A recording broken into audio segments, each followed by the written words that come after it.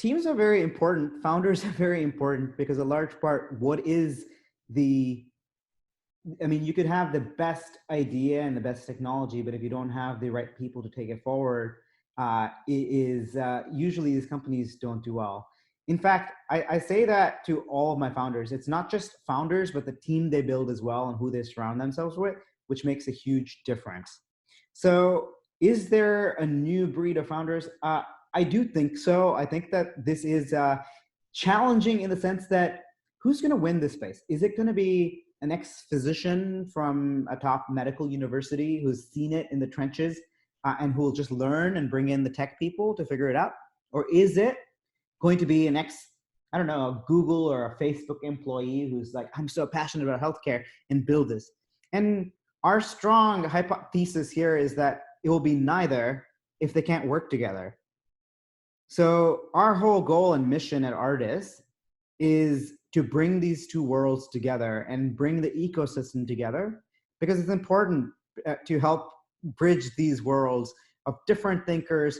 Hey, this is true diversity of thought at work, right? Two disparate worlds and how you've thought about life and what you've done before coming together and have to work together. And that actually is evident even in our team. Half our team is people from the life sciences world, and the other half comes from the world of tech and finance.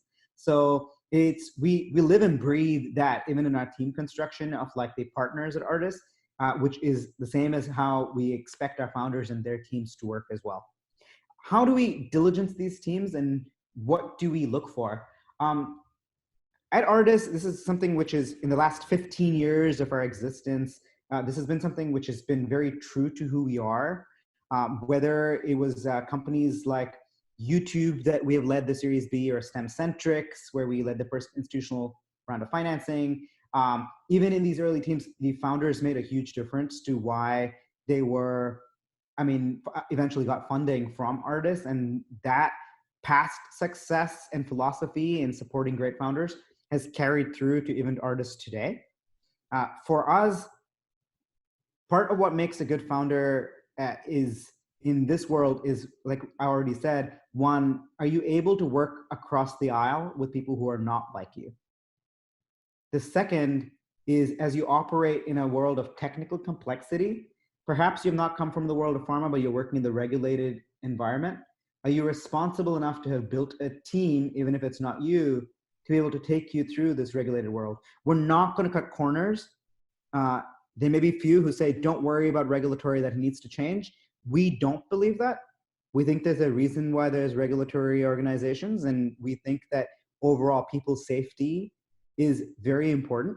So for us, the question is, are these founders, have they thought about that? The third is, healthcare is much more than just being able to build product. You may build the coolest product, yet if it's not reimbursed, who cares? So to some extent, do you have the team and the ability to know how this is going to fit into the workflow of a provider or a pharmaceutical company, or who's going to pay for it to make that happen? And I think that's important to us as we look to evaluate these founders. So the other part of how we vet these founders, one of the things about ARTIS Ventures, which is perhaps different than many other funds in the world, is a genesis story for like what I've done in my past life, as well as like what other ARTIS folks have done, which we have now amalgamated into what we call ARTIS Pioneers. So in my past life, I was able to build alongside Jeff Kindler, who's also now at ARTIS.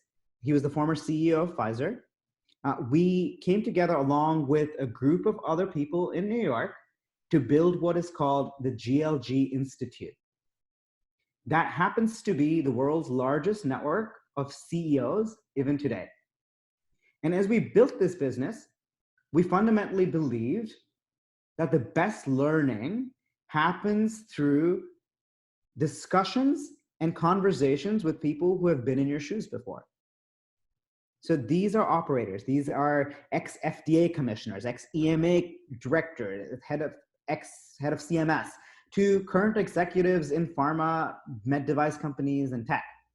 We've picked 30 of the best people from the world of our past And we've brought them on to be partners at ARTIS Ventures. They are our pioneers, and they help with identifying these founders, or supplementing them, or complementing them, or giving them the guidance in order to help them operate as rock stars, superpowers, give them the edge that they need.